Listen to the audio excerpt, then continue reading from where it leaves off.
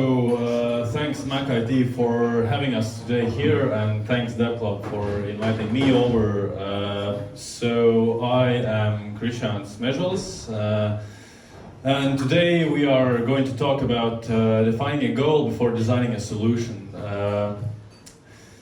I'm at the Mapon, and at Mapon I'm head of design and also owner of multiple products that we develop.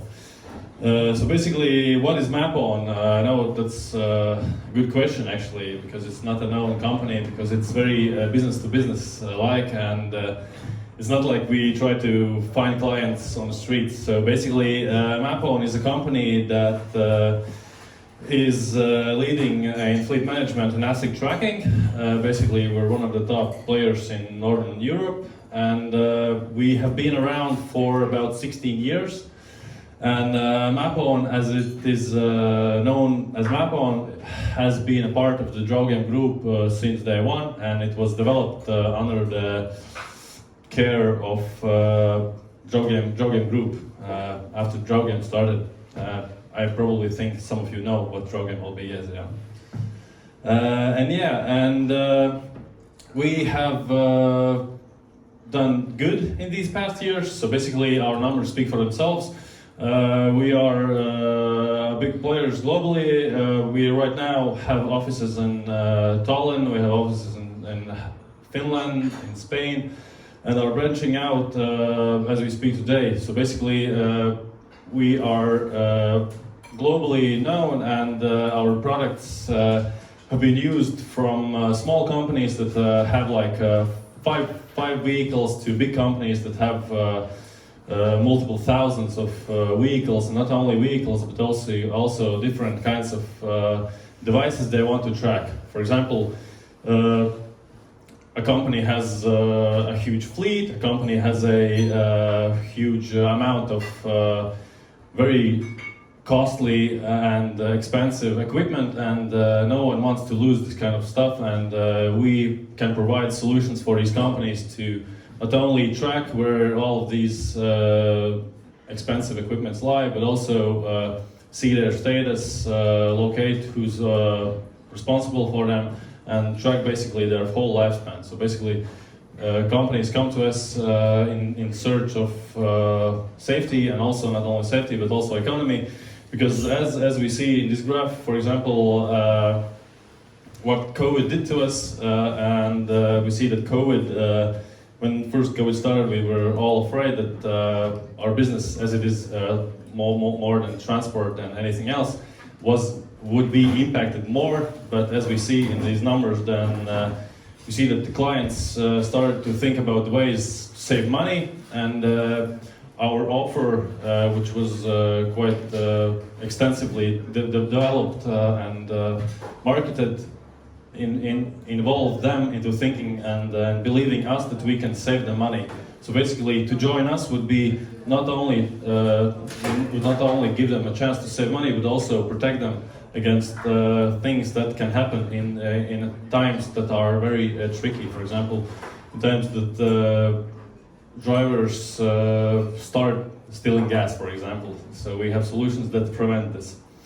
And today I'm going to talk to you about not so much visual design as my previous companion Gustos talked about, but more about the things that you do before the design. So basically, me as a designer, what I have to do before I get to open up Figma and start expressing myself and enjoying the process. So basically, we have to go through the nitty and gritty, the kind of logistics, the kind of analysis. So basically, the dirty stuff, as we like to call it. And one of the interesting things that I want to start with is that many times great products start without design. So basically, we know today that people say that, oh man, if you want to create a product that works with clients, it has to be beautiful, because people are spoiled. People are spoiled that everything is nice to use, that everything is looks good. But if you find a way to create a product that is so necessary and is so unique in itself and useful for the client won't give absolutely no shit about how it looks. So basically, as in the first presentation was showed, there was like a ugly 90s Windows screen with these buttons. Yeah, of course today when someone would show something like this to us, we think, okay, that's very old technology. Why would I use this? There's so much better stuff out there. But in those times, there was nothing outside except that one. So basically, you could get off with something like this. Yeah, and basically, if you have an idea, don't waste your time or resources on finding designers or developing your designs to overachieve something, because your product can do this without design. So basically, I want to start with a couple of examples how we at Mapon started. So I joined the company, I joined Draugiem Group basically 8 years ago. Firstly, I was working on multiple projects, which we know, Printful, Draugiem.lv, Easterboy and others. And 6 years ago, or 5 years ago, I joined Mapon. And this was the website that was there, and it was there for quite some time. And basically, the website would be the best part of the product, because no designers were involved for I think about 6 or 7 years of the product. But the product had been already a huge success. The product then was already first in Baltics and was growing insanely, because the things that it offered for the customers was so good that they were forced to use it, you know. It's not like they chose it over something other because our product looks good. Our product was working, and it was working because it was overthought, and it was very specific for what it did and what it does right now. So basically, how it all began in the first years, it began with minimal design. You know, we at Draugiem Group had some local designers. We have Gustavs that right now is a top designer in London. And he was one of the guys that developed the logos for all of the Draugiem Group company, and Mapon was also one of them. So basically, we had a couple of logos, we had a couple of colors, we had I don't know, a website where people could find us, and that was a good start. And the solution that was created was basically very straightforward. It was GPS tracking for big companies, and this worked for quite some time. And what was the benefit for a company like Mapon at the start without design as its base foundation, which is right now? So basically, in the start, as all of the small companies start, they start with a small team. And the advantages of a small team that is starting is very fast delivery.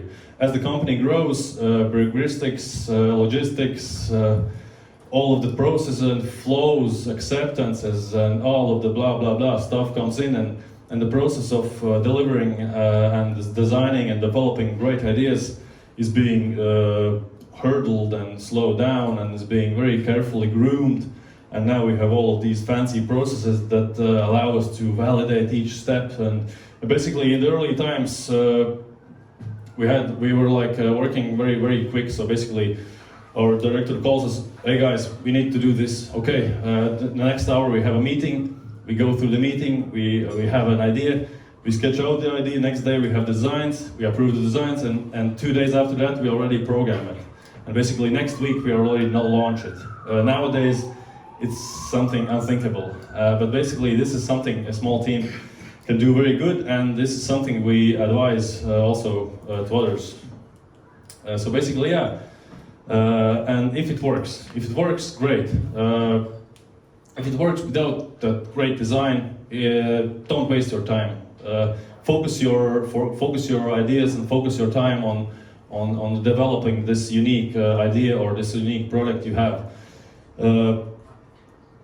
Many times designers have this inner like perfectionist that wants to create a form that is the best form in the world. The form has to be beautiful.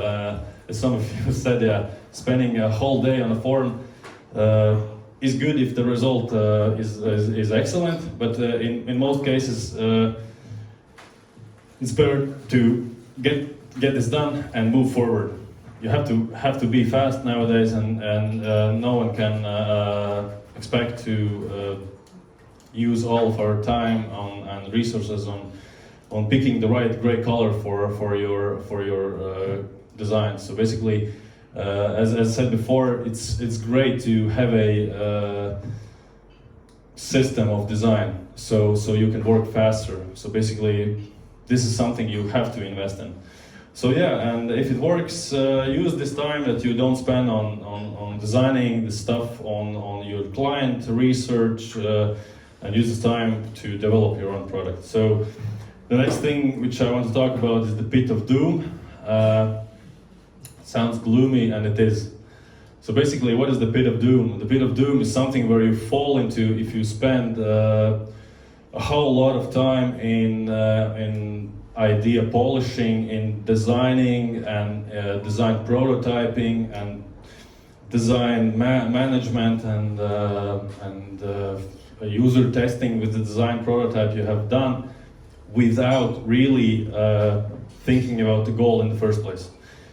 I've seen so many times that this thing happens and multiple weeks are just lost because at the start no one has really believed the idea and they have just taken the idea, okay, sounds legit, let's do this. And the idea gets out to be not the best one, and we have spent so much time on designing this idea, and in the end it turns out that this idea is just wrong, and we have wasted our time trying to create and polish like a turd, you know. So basically, how to avoid the pit? It's you have to start at the right place. So don't start by opening Figma in the first place. So basically, solving problems that don't impact users and business goals. This is something also you have to take a knowledge of, and not all of the solutions that we create can be business goal oriented because but they need to be, you know. Also, getting through the whole process and realizing that the idea is groundless is something that no manager, no director, no designer wants to have, because in the end everyone will feel sore because they have built something that no one needs, and in the end we have all wasted our time. So basically the big question is, are there any wrong ideas? Because as I said before, there are ideas that can be polished, but they can't be polished to heaven. You know, you can update and try to modify. Okay, let's try and have this look. Okay, let's place this text here, or okay, maybe we have all of this wrong. Maybe you just reorder all of the thing. But in the end, if the main core of the solution you're building is wrong, nothing will change this. So basically, you have to think about the main thing that your product needs to solve. So start with validating the problem. Believe in the brief and believe in the problem. If you validate the problem and it's a real problem, it will be easier for you to believe in the problem and find a solution for it. Ask why does the user need this before asking what he wants. Because many times people will warm-heartedly come to you and say their big ideas, how they think they could solve the problem for you, but many times I've seen that the ideas that the clients have are not actually the real solutions for the problems, because many times the problems lie somewhere else, and it's just a perception of the client or perception of the customer that they think they know the real reason why and how this problem should be avoided. So basically only optimizing is a dead end. Look beyond this. Yeah, data. This is the dark stuff of design. So basically our job is not only to design beautiful visual designs, but it's more like an interviewer. I'm sometimes feeling like a journalist. I'm going to people and having like an hour-long talks about how they feel something using or what's their real problem. So basically, I have days where I feel exhausted in the end because I've inquired so many information from people around and this information is very useful looking forward, because after the designer becomes an analyst, we have so much more knowledge of the actual problem. And as I said before, as a previous talker said, that it's so mandatory for the designer to look beyond and to understand the real problem, and not only to concentrate on the visual side of the project. So when the designer becomes the analyst, project managers dig even deeper. So they have to be even more involved, and they have to not only be on top of everything, but they have also to understand the problem even deeper. So ask questions, call clients, many times the solutions lie elsewhere. So how do you do this actually, these client calls? So in our case, we are very lucky, because if we, for example, call our clients, it's not like we can lose them.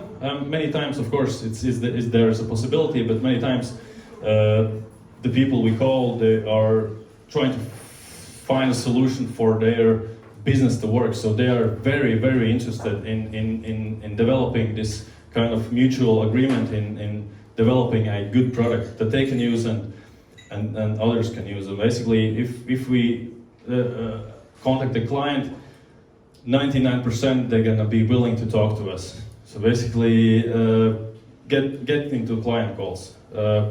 Designers and not only designers need to be involved in this process. And then the tip I can give you is call 5 clients and ask specific questions. So you have to get to know the goals of the client. Without knowing these, it's very, very hard to guess what they probably want. Me as a not fleet owner, I don't know what the client wants, because I'm not a business owner with a 500 vehicle fleet, you know, and there are so few people that are, and this is kind of the most interesting part of my job, to get under the skin of these people that use our system, use our products, and want to solve their problems that they encounter. So on our side, we need to get to know their process, understand their goal and reasoning behind everything they do. So if we want to get all of this together, the main idea is to find the problem, define the problem statement, and if you do this very good, you can avoid the after-launch customer requests that come with poor solutions. Okay, I have to say that even I, after adding this slide, I was thoughtful to myself, because it's not like I'm the best one out there and avoid all the time these things, but it happens to all of us. But with good practice, these customer requests after launches get lower and lower. So basically, if you launch something that hasn't been really validated and the problem hasn't been thought of, you're gonna get flooded with questions from clients that are very angry and asking you why you did this, because their product is ruined, you know, just because you didn't ask them what they want.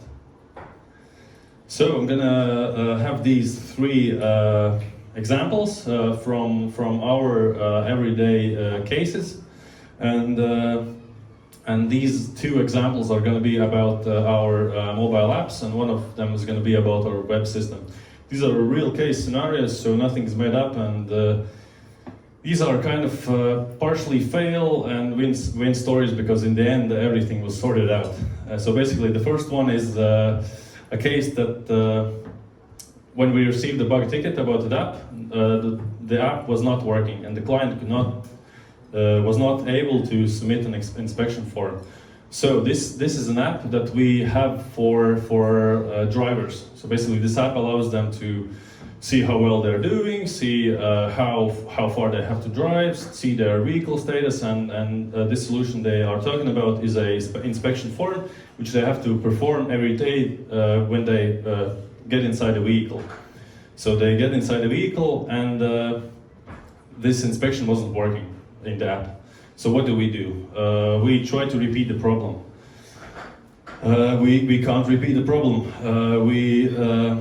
our testers cannot repeat the problem, our support cannot repeat the problem, no one manages to repeat the problem. So after asking the client to replicate the problem, they say that the problem actually has resolved and there's no problem actually. This is kind of odd because the day before they send us a screen capture video where it's visible that the problem exists. So what do? We call John. John is the end user. Many times the client that we call and have a talk with is not actually our user, because in the end there's another person that is the end user, and it's kind of tricky to get to them. But we did it, and we called John, and he tells us his story. So basically, he woke up, he opened the app, and the app was updated, and he today had to do this inspection first time in his vehicle. So he does not need to take out the paper and fill in the paper form. Now everything is digital and so modern to fill out the form on his phone. He finds the vehicle inspection app. He tries to press start, but it's not working. So what is the problem? The manager gets him to create this screen recording and send it to us. But after thinking a lot and seeing this video and talking to John, we have a feeling that John has pretty big fingers, and these big fingers are quite tricky for him. And the conclusion that we get is that there's actually nothing broken, and this is something that we can resolve with a visual design. And in this case, it was a question about the button size, actually. Since we know that our app users are people with bigger hands, and they have to drive the steering wheel of the truck, and their hands are naturally bigger, so we already had this thing in our heads, and we were creating everything like massive. You see these checkboxes on the top, so they are massive buttons. Almost half of the screen is one button, you know. These were working excellent because John could press these all day and they were working great for him. But the thing that was tricky for him was this small arrow on the before design. He could not manage to press it. So what we did is, before it was like the click area was like this, and it still was tricky for him, because he had to click like 5 times before he actually did it.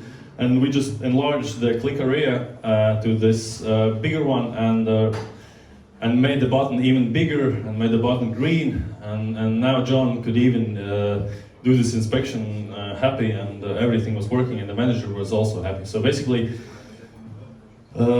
this was a lucky case because no development was wasted. We quickly found the problem and resolved it, I believe, quite agile. So basically, a week later there was an update, and this was fixed for everyone. Another case, an interesting case, was that our app also is available for drivers that don't have tracking devices. So basically, most of our clients have installed these kind of small devices that are not only trackers, but they connect to the CAN device of the vehicle, and they read all of the data that you want. Odometer, they read all of the vehicle technical sides. We can see in the system when the vehicle needs to go into service. But this product that is in this case, it's the same app, and this app features also mobile tracking. So basically, if you don't have this tracking device, you can start GPS tracking on your phone. And in this case, we got a message that the battery was draining itself very fast. This feature was launched not long before this case, and our initial tests were very good. The phones with poor battery life would survive like 6 hours with GPS tracking on. And this was a really shocking thing for us, because we thought that everything was excellent. We did a great job of optimizing the GPS tracking, and everything was great. So basically, this was again a slap in the face, and think that our product is again failed. But then we got behind and we tried to understand what the problem is. This time we did spend quite some time into analysis and development of the GPS tracking. We did spend quite a lot of time in thinking about what would be the problems that would cause the battery to drain so fast. There were optimization options, as always. You can always optimize for more. In this case, our devs did some magic, and the battery life was even stretched longer. But in the end, I don't know who, but someone thought of an idea to actually ask how the phone was used and how the phone was displayed and placed in the car. And we called the client, and we found out that the phones were placed in direct sunlight on front of the dash of the car. So basically, it was a Spanish client, and the Spanish temperature at that point was 30 degrees outside. The sun was flaming hot, and the phones were just melting on the dashboard. So basically, the sun was just draining the battery, and they were just turning off. Not because of the battery drainage, but because they were just so hot that they would turn off. So basically, if we would have done this in the first place, we would have not wasted so many hours of dev time. But the solution was that we shipped them special cases that would hold the phones cold. We also shipped them phone holders that would be placed on the grills where the cold air comes into the car. And we, of course, also updated the app so that it in real life improved its battery life, and the battery life again was excellent in the end. So basically, this was a problem that design even didn't have to resolve, but this was something that came to us, and we had to find a solution for it. So basically, what I want to say is don't focus on the obvious, get behind the problem. The third case is something where design was more involved. In this case, we have a product which is called fleet efficiency.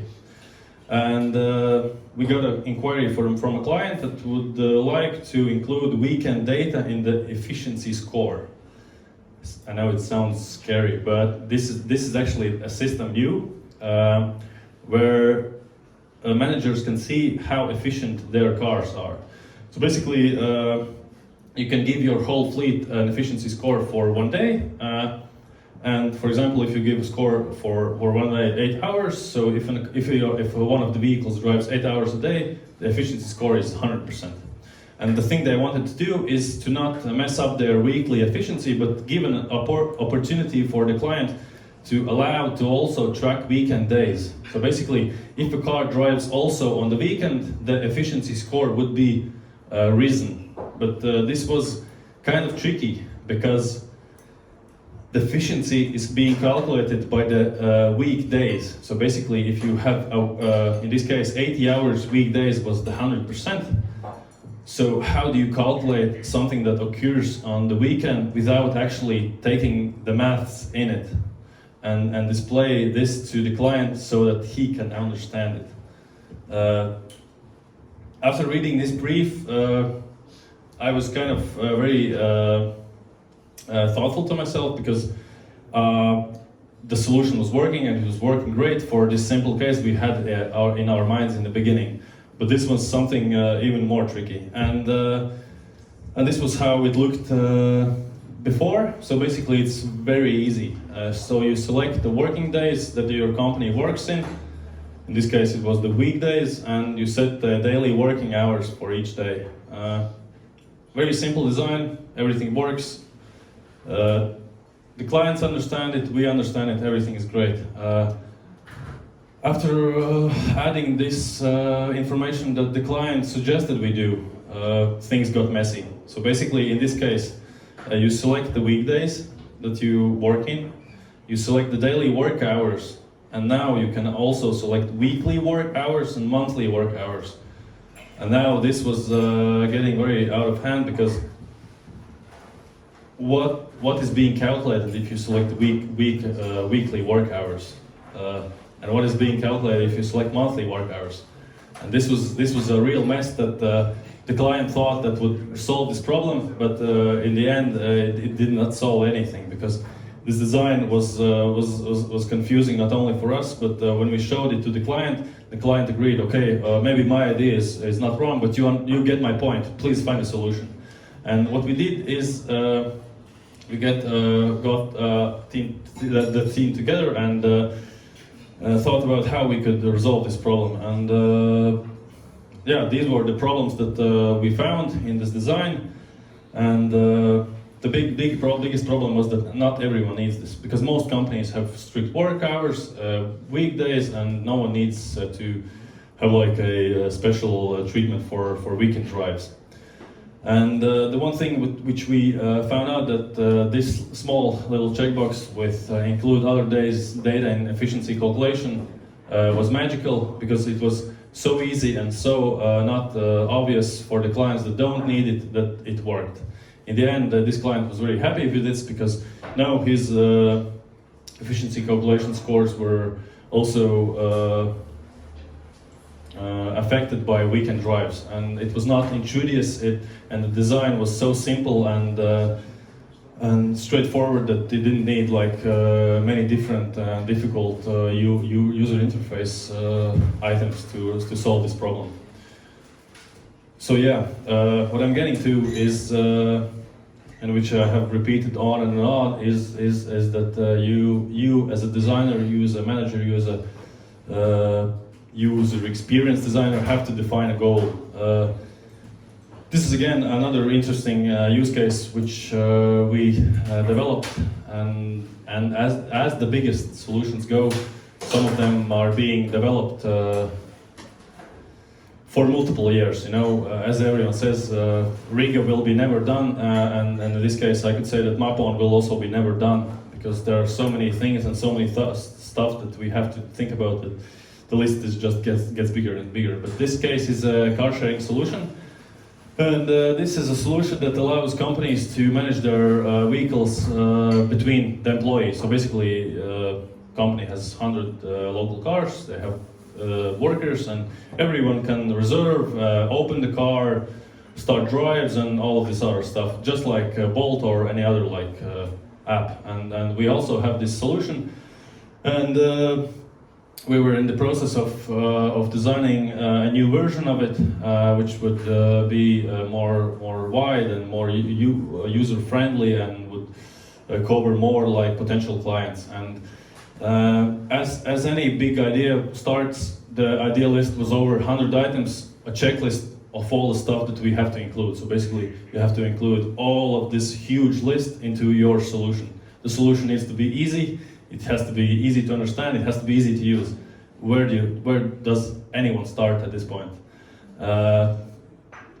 So there was no real ground to grip. Many ideas collided. And as any big idea, to get started, it's very difficult to find a starting point and to find an end point. And this is something that we do at Mapon, is we bring in all of the team. So basically, even in the process of ideation, we drag the devs, not by force, but drag the devs to the ideation process and have everyone to think about the main things that the product can solve. And many times, the people that you don't think could come up with great things come up actually with these great ideas and solutions for the products. So basically, the thing I wanted to say is that don't start with a Figma wireframe. Don't even think about drawing wireframes or opening any kind of design apps and even illustrations. These things are the something that you do afterwards, after you do the hard work, after you do this labor that has to form the idea, has to form the goal. So basically, how do we start with the problem, the size of this bigness? So we start with the buyer. So basically, we had already this checked, because we had the clients, we had the partners, we knew that they are all in, and we knew that the solution would be used. They had their foot in the door, as we say. What we did, we tried to write a short description of the solution. We developed user personas, explore individual use cases and what pain points there are.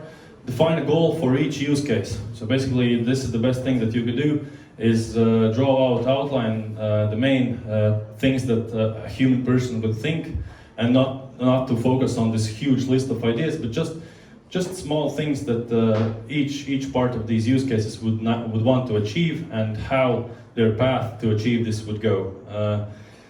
And we cross out all of the ideas that don't complement the goals, and we surely put all of the nice to have things as the lowest priority in the order. What we do next is validate these ideas that we have drawn out. So basically we get the team together, we will validate the data, give them members a goal, and see if the user path matches to the previously intended one. So basically, we as designers and user researchers and managers have outlined the user path that the user would in our heads take, and we try to mimic and ask these other team members to see if their idea would be the same. And if these paths, some kind of way, are different, then we want to check why. The next, we brainstorm paths that lead to the main goals, and strike out the paths that lead astray, take out features that only complement the goal. No, this is not a wrong, good point. Draw mind maps to oversee the path. So basically, this is a good one. It's always nice to have a mind map, because that's very easy and oversee all of these goals that you want to achieve. And the biggest and the hardest part is to define MVP, so minimum viable product. This is something that most projects struggle to do, is because it's very hard to cross out things that we don't want and create in the first iteration, because each small thing we want to include in the development costs time and resources, and if you're developing a new product, it's always very good and better to develop something faster and get feedback as fast as possible, and not put so much time into developing something that maybe in the end the client actually won't use. So basically, we sketch out all of the goals, and we delete all of the ideas that are not related to the MVP product. So basically, we get this MVP product as minimum as possible, and later on we just add these other things that would improve the product in our heads in the later development. So basically, it's like a phased release. So we have phase 1, phase 2, and phase 3. If phase 1 is successful, we move to phase 2, and so on. We don't launch everything in one whole, because even this is something very psychological, because people like to receive good things in small bits. So if you receive something right now in 5 minutes, you're going to feel better. And if you receive a huge update at once, you're going to be overwhelmed. You are not going to appreciate it so much. So moving on to wireframes. After all this gritty, nitty work is done, we get to the wireframes, and in this case, designers and project managers get together, and everyone that designs, and not designs, but draws wireframes. So this is not something only a designer does and has to do, because well, everyone has a right to say how they think, how they think, and how they see the product to evolve. And the wireframes are essential to build the ideas fast. In this case, this product, car sharing, had like 7 or 8 or 9 main goals, user paths, and for each of these paths, we had to sketch out like 30 wireframes. So basically, in the end, it was 200, 300 views that we connected in prototypes and validated this idea in-house. So basically, we got all of the flow together and made sure that we have not missed something out that many times happens in the development process when you don't validate this idea, and then always something comes up. So this is something you want to avoid, and you want to avoid this by being very specific in the small details when designing an idea. After all of these wireframes are developed and you are happy with the result, you can move on to visual design. This is something every designer appreciates and loves to do, and this step allows the wireframes to become very friendly to users and for for team members to understand, because many times prototypes and wireframes are very rough, and as the previous question was asked, what to do when team members say that you have to make them beautiful, more beautiful. My comment on this would be to make them as ugly as possible, because if they're as ugly as possible, no one in their mind would ask them you to create them more beautiful, because it's not possible. You just have to start from scratch, and this is where visual design comes in hand.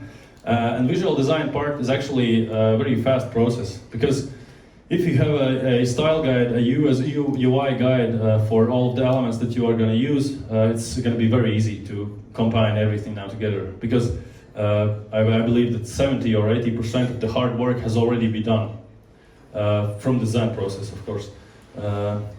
Because the wireframes took some time, the ideation took some time, and the design is actually pretty straightforward if you have a strict and focused and good UI library that allows you to create all of these items fast. And this is something we come up with the step we enjoy. This step allows us to create prototypes with designs, and these designs are being showed to clients. We don't show prototype designs with wireframes to clients, because the clients would not get them. You know, I've tried it in the past, and it never is a good ending, because the client thinks that we are going backwards and our design is broken and nothing is working and everything is bad. Yeah. So basically, if you do prototype designs with clients, always do them with visual design screens. In this case, what we do is we give a chance to validation of the prototypes, and we have video calls with the client. So basically, we send them a prototype, we give them a straightforward goal, and see if they can achieve the goal by moving through the prototype. And here you can see that, in this screen we can see that there's some tips for validation, where we ask clients to go through the prototype. So basically, we inform the client that the call is being recorded. We inform the client that they have to speak aloud, they have to speak up, and they have to basically think aloud. And this allows us to understand how the client thinks. So basically, if the design is working, then the client should straightforwardly go to the goal, and not like misinterpret the design that we want to achieve. If you encounter many questions, this means poor user path, or in the worst case, even the goal. Because if the client says that that's actually not his goal, and this is not something he would like to achieve, this is a very bad spot to be in.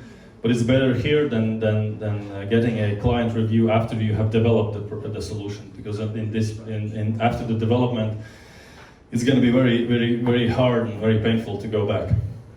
So another key part is transparency. So as previously said, show your designs to everyone.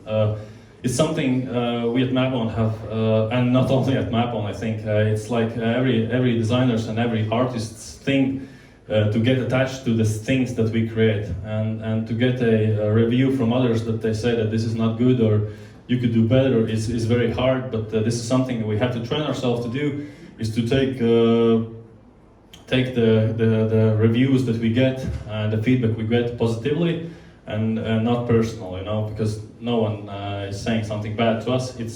They want to give you advice for a better cause, better product, better solution. So we give the designs out, we place them in Slack, we get reviews. Many times more people review from the dev side, support, sales. Sales sometimes are the hardest ones, but their feedback is very much business oriented, and it has to be taken accounted. So my tips would be to dream big and define big goals that allow us to work towards them. So make mind maps, go through them, ask questions, understand why these solutions need to be done, understand the reasons for actions, and get the team involved. It's something we don't have to do ourselves. If you have more people involved, it's going to be easier, more ideas are going to come alive, someone has an idea that inspires another idea, and it's going to be easier to develop a great product if you get the team involved.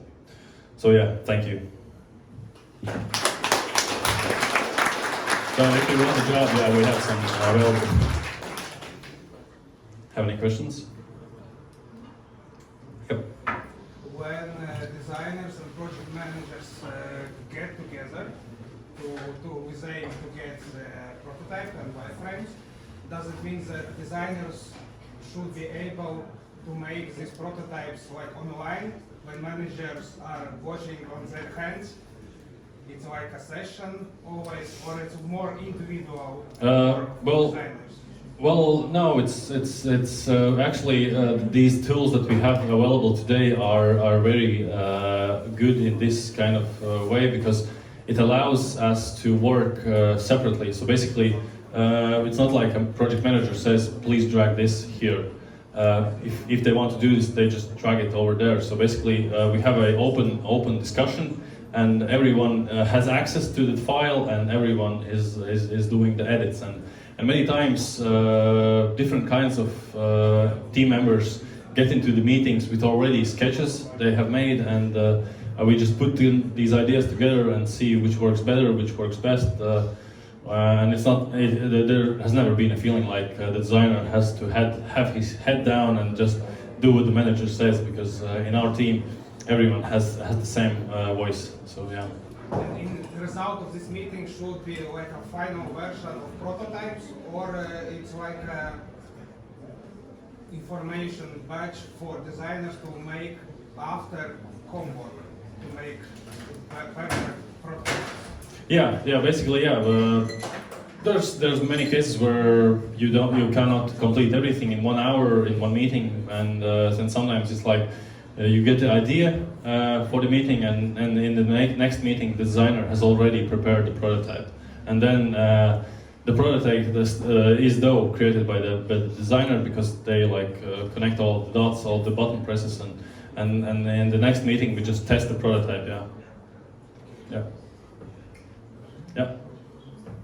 In your example, for example, the third case for the fleet efficiency, like, who is the clients that you are mentioning there? Is it really like end clients, and you are customizing your solution for each client, or is it just like some of your stakeholders who are? No, it should be the next feature.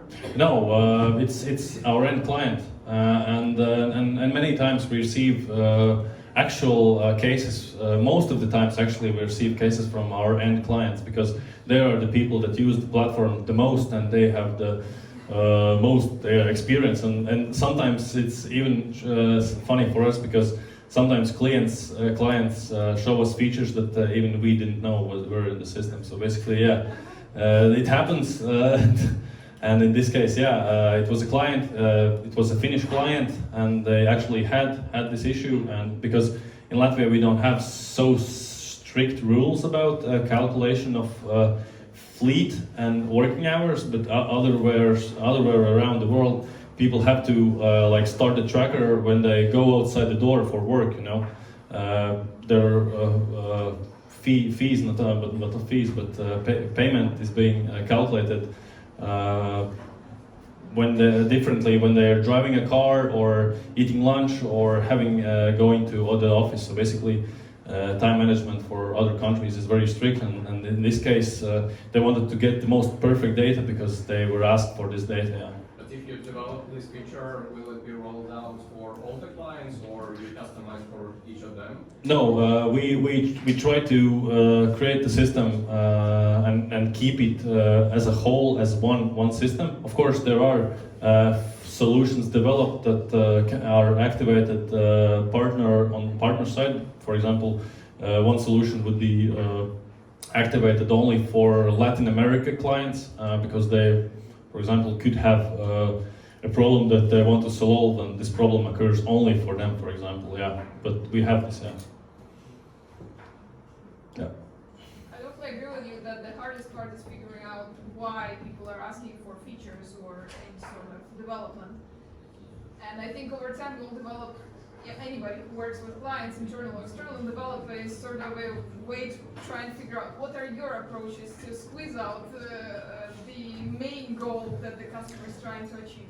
Yeah, sometimes it's tricky because they don't want to say the goal, because they're also afraid that we could resolve the goal so good that we could maybe steal some of their clients, because sometimes they askers are partners, and the partners have their clients, and basically they're not really our clients, but they're our partner clients, and the things that we appreciate most, and as I said before, the clients that we work with are very product oriented, and the product success means also their success. So basically, it's not such a struggle for us to get the information out of them. Many times, a quick talk with them and reasoning with the real goals and what they achieve and the problems they have can lead to good answers that satisfy us and make good reasons for the development. Yeah.